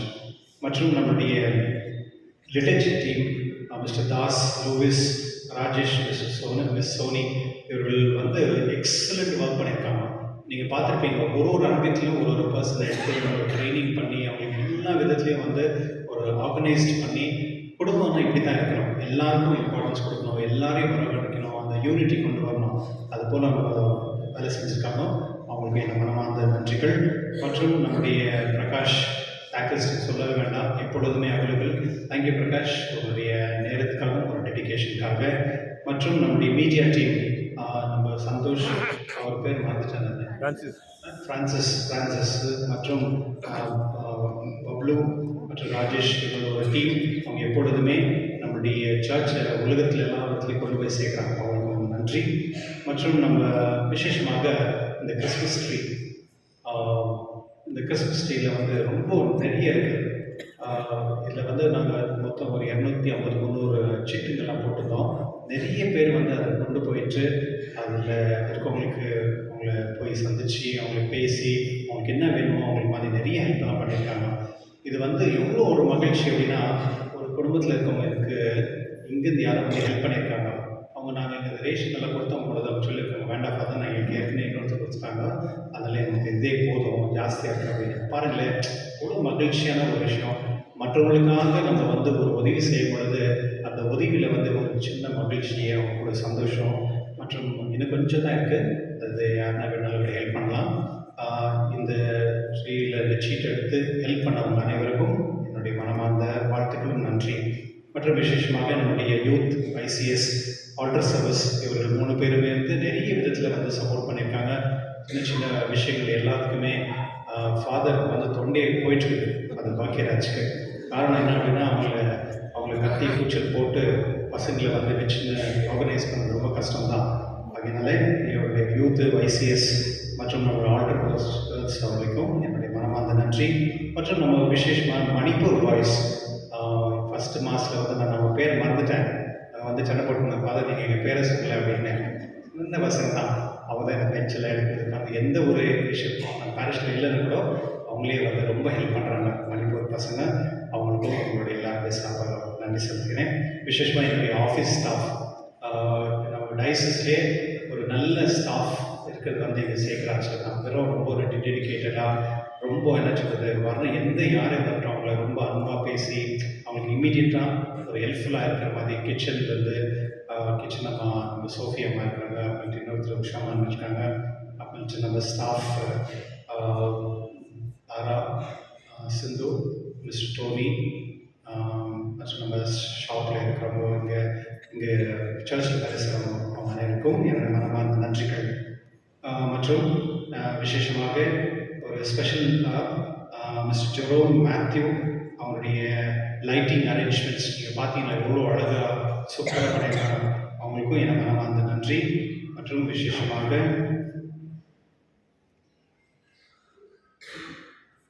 ஜான், இந்த பியூட்டிஃபுல்லான ஒரு டெக்கரேஷன் ஃப்ளவர்ஸ் அரேஞ்ச் பண்ணி கொடுத்த அவருக்கும் என் மனமார்ந்த நன்றி. மற்றும் விசேஷமாக மிஸ்டர் ஆண்ட்ரூ, சுதன், ஜான் மற்றும் யூத் டீம், எஸ்பெஷலி ஆண்ட்ரூ அவருடைய டீம், அந்த கிரிப் பியூட்டிஃபுல்லாக அரேஞ்ச் பண்ணி கொடுத்துருக்காங்க. நாங்கள் நினச்சோம் அது ரொம்ப லேட் ஆகிடும் அப்படின்னு, அப்படி இருந்தாலும் அவங்க வந்து அந்த டைம் எடுத்து ரொம்ப அழகாக வந்து இந்த கிரிப்பெல்லாம் ரெடி பண்ணி கொடுத்தாங்க. அவங்களுக்கும் நன்றி. மற்றும் இன்றைக்கு வந்து உங்களுக்கு தெரியும், நம்ம நாட்டில் வந்து எல்லா இடத்துலையும் கிறிஸ்மஸ் அப்படின்னு சொல்கிறதுனால பிரச்சனை பண்ணிகிட்டு இருக்காங்க. அதில் இப்போ இன்றைக்கி வந்து போலீஸ் வந்து நிறைய போலீஸ் அமைச்சு வச்சுருக்காங்க எல்லா பாரிஷ்லையும். அவர்களுக்கும் என்னுடைய மனமார்ந்த நன்றி.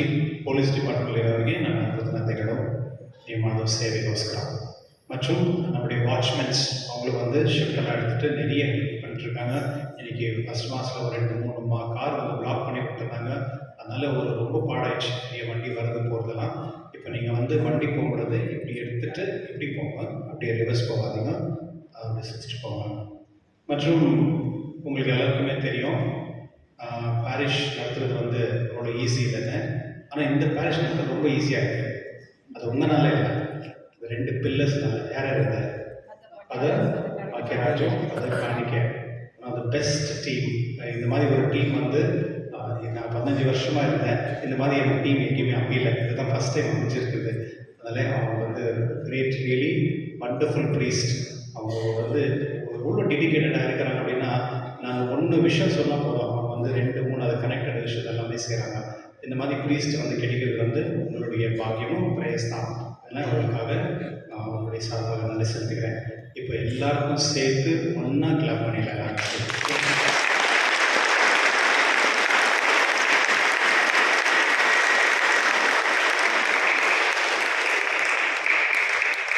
ஓகே, சரி. உங்களை ரொம்ப நேரமாக உட்காந்துருக்கீங்களே, உங்களுக்கு எப்படி அம்புறதுன்னு எனக்கு தெரில. அதில் ஆண்டவர் சொன்னார்ல, இவங்களை அம்புறது எனக்கு கஷ்டமாக அதனால் கொஞ்சம் பிரெட்டெல்லாம் கொடுங்க, நான் டிஸ்ட்ரிபியூட் பண்ணுறேன் அப்படின்னு. அதுபோல் இப்போது நம்ம வந்து கேக் அரேஞ்ச் பண்ணியிருக்கோம். இங்கே இருங்க, come inside. Ready, come. இப்போ வந்து உங்கள் பெஞ்சில் கொடுப்பாங்க. ஒன்று மட்டும் எடுத்து மற்றொன்று கொடுங்க, ரெண்டதை எடுக்காதுங்க. மற்றவங்களுக்காக கொடுக்கறதுக்காக. அதனால் ஜஸ்ட் அப்படியே எடுத்துக்காங்க. நீங்கள் ஒரு ஸ்வீட்டாக வெளியே போகிறதுக்காக இந்த ஒரு அரேஞ்ச்மெண்ட் பண்ணியிருக்கோம்.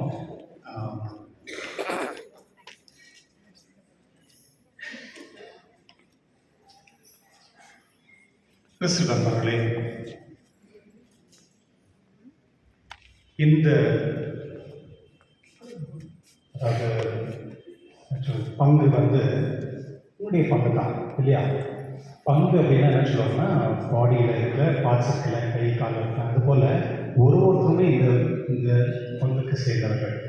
இந்த பங்கில் இருக்கிற ஒருத்தருக்குமே உங்களுக்கு எல்லாமான உரிமையும் உண்டு. அந்த உரிமை எப்படி தெரியுமா? இந்த திருச்சபை வந்து ஒன்றா இருக்கணும், ஒற்றுமையாக இருக்கணும், எல்லோருமே ஒன்றாக இருக்கணும்.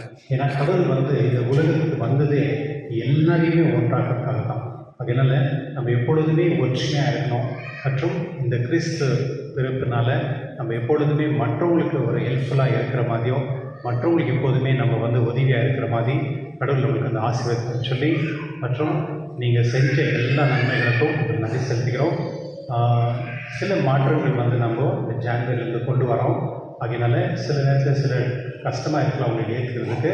ஆனால் எல்லாமே வந்து உங்களுக்கு பெனிஃபிட்டுக்காக தான் நாங்கள் பண்ணுறோம். அதனால நாங்கள் எடுக்கிற ஒரு முயற்சியும் அது வந்து உங்களுக்கு ஒரு நிறைய நியூனஸ் ஒன்று இருக்கும். அதனால அந்த கம்மிங் ஜான்வரியிலேருந்து ஒரு சில மாற்றங்கள் இருக்கும். அது நாங்கள் உங்களுக்கு சொல்கிறோம் எப்படின்னு. அதுக்கேற்ற மாதிரி நீங்களும் கோஆப்ரேட் பண்ணுங்கள். மற்றும் ஏதாவது உங்களுக்கு கிளாரிஃபிகேஷன் ஏதாவது வேணும் அப்படின்னா நீங்கள் எப்போ வேணாலும் எங்களை அப்ரோச் பண்ணலாம். நாங்கள் இருக்கிறதே உங்களுக்கு சேவை செய்கிறதுக்காக தான். இதை மனதில் வச்சுக்கோங்க. ஸோ என்னது, இந்த குடும்பம் வந்து உங்களுடைய குடும்பம். இதை வந்து பாதுகாக்க வேண்டியது உங்களுக்கும் அந்த பங்கு உண்டு. அதனால இந்த குடும்பம் வந்து எப்பொழுதுமே ஒரு பரிசுத்தமாக, ஹோலியாக மற்றும் ஒரு ஒற்றுமையாக, ஒரு மாடலாக இந்த பெங்களூர் டயசிஸே இந்த பங்கு மாடலாக இருக்கக்கூடிய எல்லா முயற்சிகளும் நீங்கள் செய்ய வேண்டும்னு நான் கேட்டுக்கொள்கிறேன். அதனால் இந்த ஒரு அனைவருக்கும் இந்த கிறிஸ்து விழாவுடைய பிறந்த நாளுடைய வாழ்த்துக்களும் நன்றி. தேங்க்யூ. ஆண்டவர்களோடு இருப்பாராக.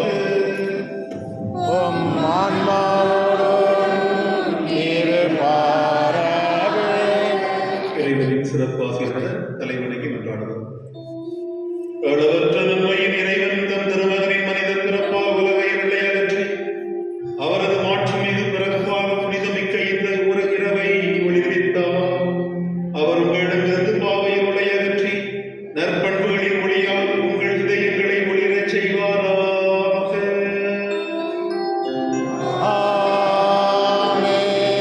அவரது மீட்பு தரும் தரப்பின் பெருமகிழ்ச்சியூட்டும் நற்செய்தியை இளையர்களுக்கு தம் வானதூதர் வழியாக அறிவித்திட திருவுளம் கொண்ட இறைவன் உங்கள் மனங்களையும் மகிழ்ச்சியால் நிரப்பி தம் நற்செய்தியின் அறிவிப்பாளர்களாய் உங்களை விளங்கச் செய்வாராக.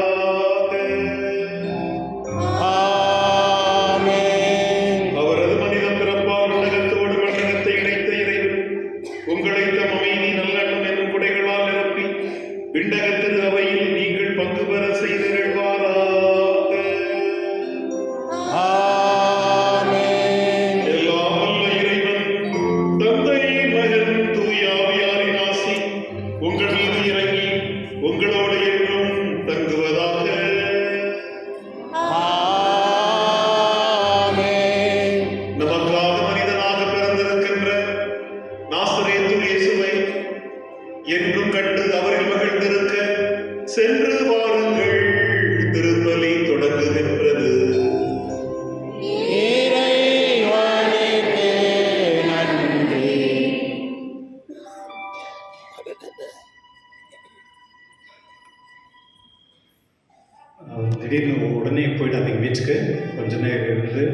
மற்றவங்களெல்லாம் விஷ் பண்ணுங்கள். உங்கள் பக்கத்தில் யார் இருக்கிறவங்கள விஷ் பண்ணுங்கள், பாருங்கள், கொஞ்சம் டைம் ஸ்பெண்ட் பண்ணிட்டு உங்களுடைய இப்படி கேட்டுக்கொள்கிறேன். தேங்க்யூ.